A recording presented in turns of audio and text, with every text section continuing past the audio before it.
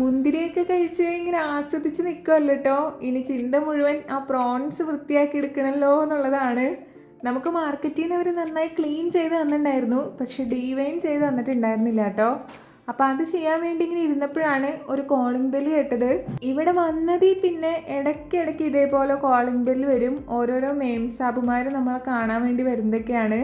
അങ്ങനെ വർത്താനൊക്കെ പറഞ്ഞിരുന്നിട്ട് അവർ പോവും. അപ്പോൾ ഇതിപ്പോൾ ഒരു മെയിം സാബ് എനിക്ക് അവിടെ ഉണ്ടാക്കിയ ഒരു ഡിഷ് കൊണ്ട് തന്നതാണ് കേട്ടോ.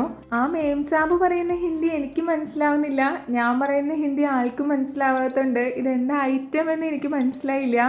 കണ്ടപ്പോൾ ഒരു സൂപ്പൊക്കെ പോലെ തോന്നിയതുകൊണ്ട് ഞാൻ കിട്ടിയ പാടെ എടുത്തൊന്ന് ടേസ്റ്റ് ചെയ്ത് നോക്കി. ടേസ്റ്റ് ചെയ്തത് മാത്രമേ എനിക്ക് ഓർമ്മയുള്ളൂ. ഒടുക്കത്തെ എരിവെന്ന് പറഞ്ഞു കഴിഞ്ഞാൽ എൻ്റെ പൊന്നോ, ഞാൻ ഇത്രയും എരിവുള്ള സാധനം എൻ്റെ ജീവിതത്തിൽ കഴിച്ചിട്ടില്ല കേട്ടോ.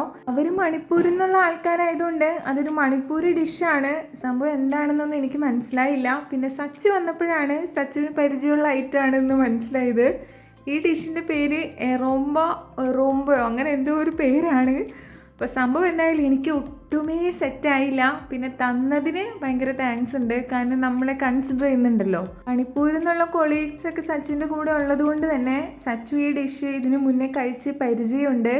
ശരിക്കും അതൊരു ചട്നി ആയിരുന്നു കേട്ടോ. അതായത് നമ്മൾ നല്ല എരിവൊക്കെ ഇട്ട് ചമ്മന്തി അരയ്ക്കുമല്ലോ, അതായിരുന്നു സംഭവം. അവരുടെ നാട്ടിലെ ഭയങ്കര എരിവുള്ളൊരു മുളകാണ് കിങ് മിർച്ചി. അപ്പോൾ അതിട്ടിട്ടാണ് ഇത് ഉണ്ടാക്കുന്നതെന്നൊക്കെ സച്ചു പറഞ്ഞു തരുമായിരുന്നു.